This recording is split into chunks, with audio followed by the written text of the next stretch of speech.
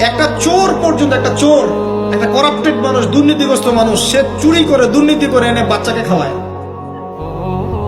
একটা ধর্ষক পর্যন্ত ওর মেয়েকে আদর করে। পুরুষ মানুষ কি জিনিস কেমন করে বুঝবে? সারাটা জীবন ক্ষয় করে ফেলায়।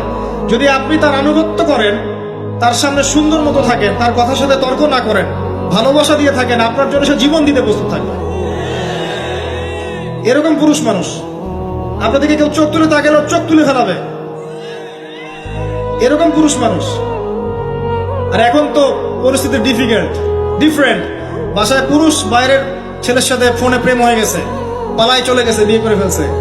দেখবেন বাসায় স্ত্রী আছে, বাইরের মেয়ের সাথে প্রেম করে বিয়ে করা শেষ। বিয়ে করলে সমস্যা নেই, ব্যভিচার করে ফেলছে। বিয়ে সে করতেই পারে, সে যদি সমতা রক্ষা করতে পারে, সেটা তার ডিফারেন্ট ইস্যু, এটা অন্য ইস্যু। তো স্বামীর আনুগত্য আপনাকে কিভাবে বুঝাবো? এটা দাসত্ব নয়।